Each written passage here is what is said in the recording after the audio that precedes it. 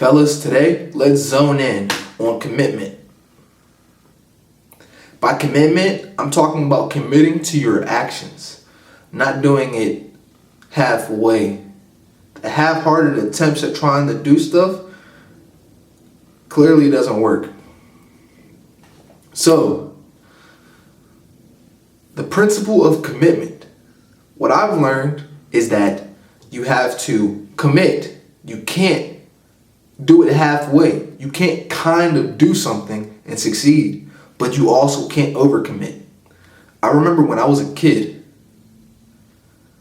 I would be trying to pour my drink from one bottle into the other bottle, and it was always a struggle because I would be too scared. I didn't want to spill it, so I just kind of tip it over a little bit, and I thought that would work if I tried to be cautious, but normally it would start spilling back this way and get all over the table.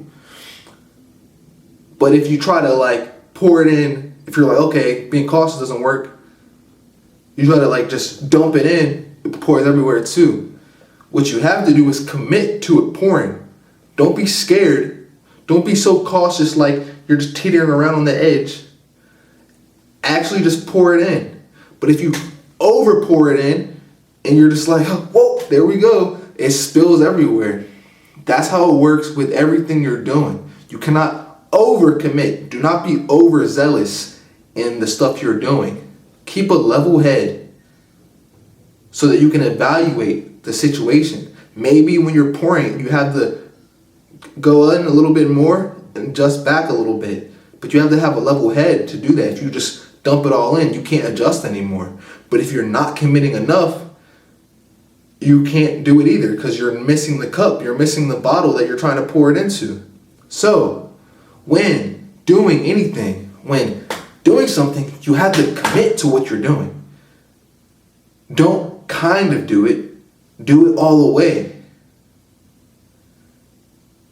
But when I'm talking about not overcommitting, that means not being too eager so that you become blinded on the actual present moment and the things that are happening around you. You have to relax so that you can take in the situation and evaluate each move that you're making. But if you're too scared and you're thinking about it too much, then you won't do anything. It will go nowhere. You want to do the freaking 30-day challenges or something, and you're saying, I promise I'm going to change. I'm going to do this. Let's hit the freaking, we were doing in the Ignite Within Mastermind group, we were doing a 30-day sit-up challenge, 100 sit-ups a day.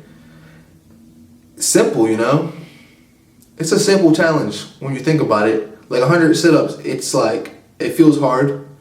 It took me probably the first 10 days until I could do 100 straight. But, it's not something crazy. But let's say I'm just I'm going to do the 100 sit-ups every day for a month. But then I'm just not really doing the sit-ups when I do them. I'm not in it.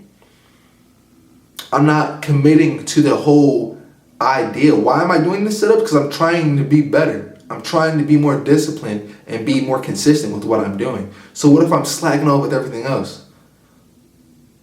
Any other goals I have, I'm just saying, screw those. All I'm doing is just sitting back watching Netflix. That's not really a commitment. I'm kind of doing it. I'm doing the sit-ups, yeah, okay. But guess what? The motivation's going to run out and I'm going to stop doing them halfway through when I'm doing everything else terribly. But if I actually commit to the 30-day challenge doing these sit-ups, and I commit to myself and my goals, and I take it serious, you know what's going to happen? I'm going to be able to do them. We did the 30-day challenge. I missed one day, I think, maybe 2 days. And that's kind of sad when you think about it. But the truth is, sometimes you mess up. Sometimes you're not perfect. It's good to be hard on yourself, but guess what? If I did 30 days of sit-ups and I missed 2 days, I could beat myself up and be super discouraged because I missed 2 days, but I still did 28 days of 100 sit-ups a day. That's a big deal. It would have been better if I did all the days. And you can motivate yourself by saying like, what kind of person am I if I can't just do 100 sit-ups for 30 days? Like, it's really not that hard. What else could I not accomplish? And if I can do it, it's like, if I can do 30 days of sit-ups, 100 a day, what else could I accomplish, That really motivates you. But I think a lot of people get caught in this trap where they're too hard on themselves and it burns you out. You have to also feel good about what you're accomplishing. Maybe you missed 2 days. Who cares? You did 28 days. That's 28 days versus 2 days that you failed. It's okay. You can try it next time. And maybe you don't get it right then too. But who cares? You're still trying. You're still doing good things.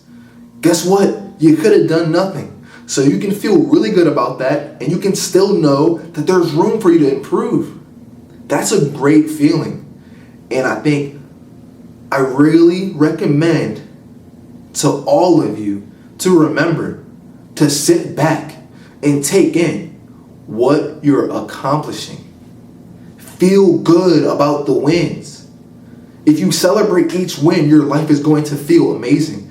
You're going to be too upset. You're going to be in a bad mood. People try to do no-fap. I've watched some of the no-fap videos, this freaking community. People are upset. There's people that are just burnt out because they keep failing. It's okay. You relapse. It doesn't matter. You're trying. Feel good about the fact that you're doing better than if you weren't trying. You're going to keep improving if you